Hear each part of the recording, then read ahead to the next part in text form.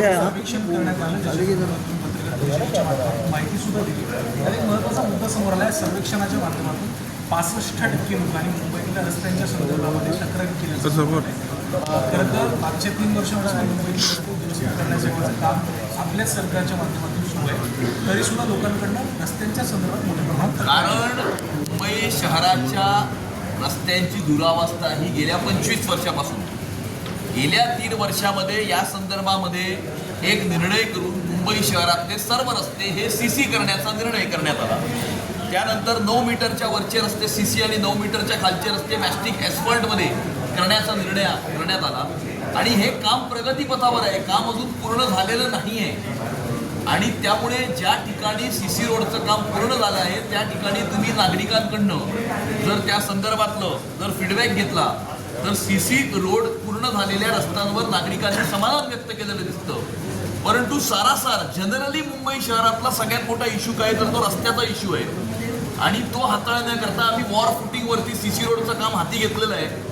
मला हा पूर्ण विश्वास आहे, अद्यापपर्यंत 45% काम पूर्ण झालेलं आहे. मला हा पूर्ण विश्वास आहे की येत्या 2-3 वर्षांमध्ये ज्या वेळेला 100% काम हे मुंबई शहराच्या रस्त्यांचं पूर्ण होईल with duct with utility corridor, त्यावेळेला येत्या 3 वर्षामध्ये मुंबई शहरामधनं रस्त्याची समस्या ही संपूर्णपणे गायब झालेली आपल्याला दिसून येईल. आणि हे करण्याकरता भारतीय जनता पार्टी कटिबद्ध आहे. मात्र तुम्ही देखील वारंवार विधानभवनामध्ये या सगळ्या संदर्भामध्ये अधिकारी ऐकत नाहीत अशा देखील तक्रारी आलेल्या पाहायला मिळत होत्या. नागरिकांनी तिथं वाचलं होतं, त्यांनी देखील हा प्रश्न खरं तर लावला होता.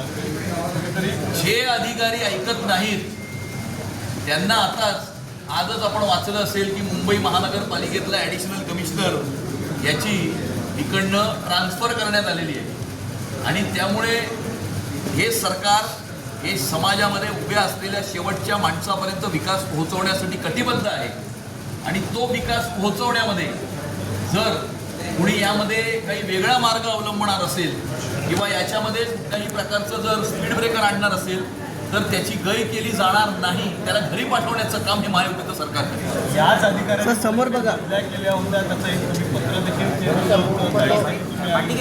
मात्र याच अधिकाऱ्यांना आता फक्त बदली करून होणार आहे ना की याच्यावर मागेल? याच्यामध्ये त्यांनी ज्या 160 बदल्या केल्या होत्या त्या 160 बदल्यांचं इन्क्वायरी ही सुरू आहे. त्यामध्ये किती बदल्या या नियमबाह्य होत्या याचा अभ्यास सुरू आहे. याचा रिपोर्ट जो आहे तो मुंबई महानगरपालिकेचे आयुक्त बाहेर काढतील. आणि त्यामुळे मी असं म्हटलेलंच आहे की नुसती बदली नाही परंतु डिपार्टमेंटल इन्क्वायरी या अधिकाऱ्याची केली गेली पाहिजे आणि त्या अधिकाऱ्याला शिक्षा दिली गेली पाहिजे, जेणेकरून येणाऱ्या काळामध्ये कुठलाही अधिकारी अशा प्रकारचं कृत्य करण्याची हिंमत करणार नाही. महापालिका निवडणुका ज्या आहेत त्या 15 डिसेंबरच्या सर्वच राज्यातील महापालिका आयुक्तांची बैठक सुद्धा पार पडली. काय वाटतं? नाही, निवडणूक आयोग आपल्या स्तरावरती निर्णय करून जेव्हा निवडणुका घ्यायच्या आहेत त्या घोषित करतील. निवडणुका जेव्हाही घोषित होतील त्याला सामोरं जाण्यासाठी भारतीय जनता पार्टी आणि महायुती पूर्णपणे सज्ज आहे. आणि खऱ्या अर्थानं मुंबईकर सज्ज आहेत. आणि त्यामुळे मुंबईकरांनी येणाऱ्या काळामध्ये महायुतीचा महापौर हा मुंबईच्या महानगरपालिकेमध्ये विराजमान करण्याचा निर्णय केलेला आहे. मुंबई महानगरपालिकेला भ्रष्टाचार विरहित प्रशासन देणं आणि मुंबई शहराचा विकास, उन्नती आणि प्रगती होत असताना मुंबई शहराला सुरक्षित सुद्धा ठेवणं हे मुंबईकरांच्या दृष्टिकोनातनं क्रमप्राप्त आहे.